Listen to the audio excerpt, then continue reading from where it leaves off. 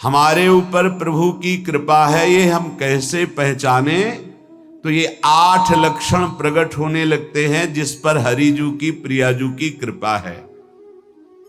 पहला, घोर अपराध करने वाले के प्रति भी दया की भावना, शांति पहला लक्षण है। भाव में भी पहले शांत भाव है। हमारे ऊपर श्री हरिजू की कृपा है, इसकी पहचान ये 8 लक्षण। पहला, शांति, अर्थात घोर अपराधी के प्रति भी गुस्सा ना क्षमा करना, ये हरि की कृपा का लक्षण है। देख लो भाई, घोर अपराधी शब्द तो जाने दो, जरा सा प्रतिकूल हो जाए तो लाख समझाओ पर भ्रकुटी तनी रहती है। भला ऐसा है? अपराधी पर भी क्षमा का भाव होना, ये हरि कृपा पात्र में ही होगा, अन्य में नहीं। तो अगर अपने हृदय में ऐसा लगे कि ऐसा नहीं है तो हरिजू से प्रार्थना करनी चाहिए कि कृपा करो, मेरे में सामर्थ्य आवे। दूसरा, अनुसूया, वो किसी भी के प्रति कभी भी कोई दोष दर्शन ही नहीं करेगा। दोष कथन, दोष श्रवण की तो बात जाने दो। अनुसूया, दूसरों के गुणों में दोष ढूंढना ये नहीं होता, हरि कृपा पात्र में ये नहीं होता। ये सब भजन के नाश करने वाले।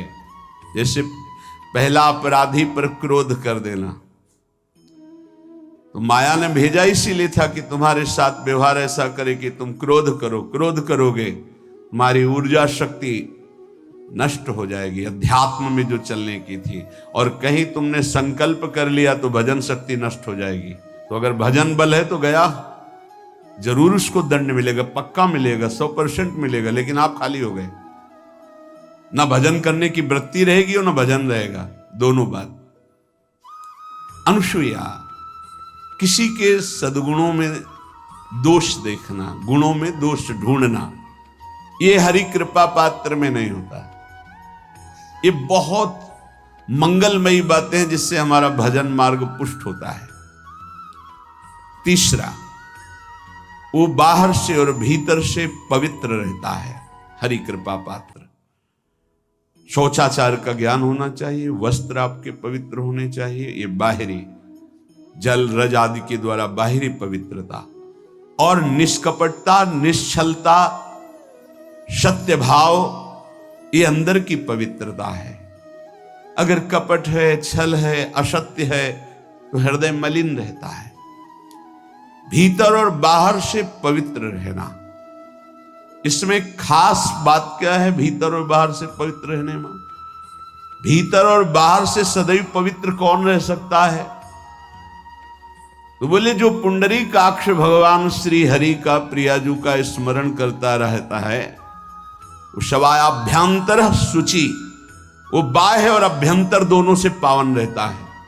तीसरी जो कृपा का लक्षण है, अर्थात वो सदैव भगवत चिंतन परायण, शौचाचार का पालन करने वाला, बाहर और भीतर से हरि कृपा पात्र पवित्र रहता है। चौथा,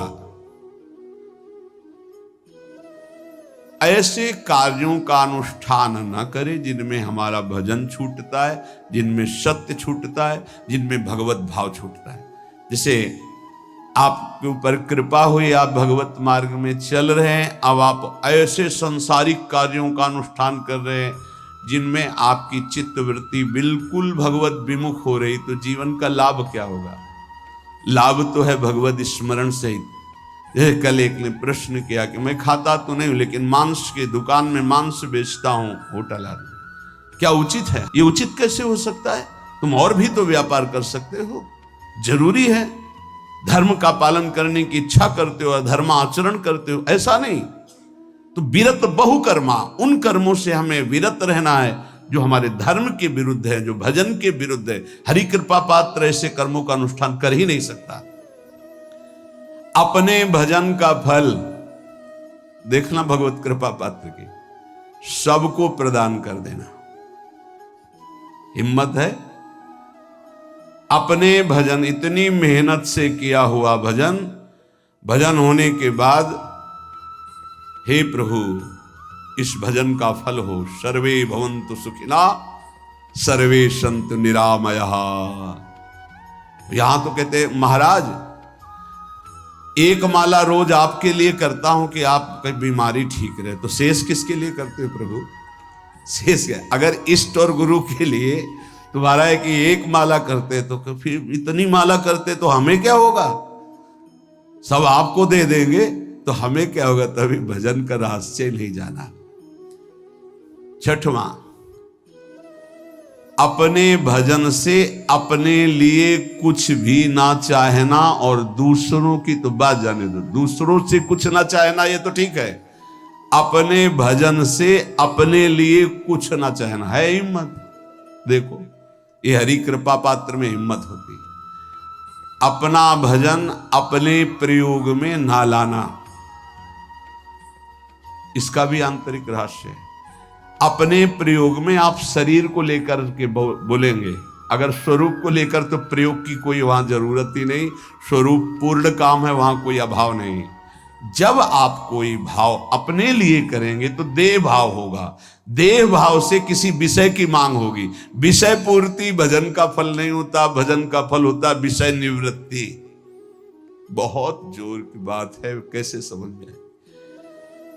अपने भजन का भी फल अपने लिए नहीं, दूसरों से कुछ चाह रखना तो बात ही जाने दो, भजन से भी कोई अन्य सुख की चाह नहीं हुई। क्या चाहिए? भजन ही बनता रहे, भजन का फल भजन बनता रहे, खूब निरंतर जप करते रहे। सातवां, किसी भी मान सम्मान कीर्ति पद प्रतिष्ठा के मिलने पर हृदय का असंतुष्ट हो जाना, यह हरि कृपा पात्र का लक्षण होता है। प्रणाम नमस्कार जय हो तो हृदय में असंतुष्ट हो जाना चाहिए। कोई किंचन मात्र अभिमान न उदय हो जाए। प्रभु बचाओ, ये माया की चकाचौंध से बचा लो नाथ। कौन सा अपराध बन गया कि आपकी जय की जगह यहां हमको ऐसा सुनना पड़े।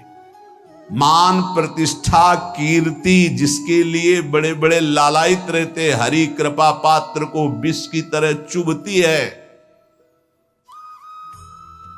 और आठवां,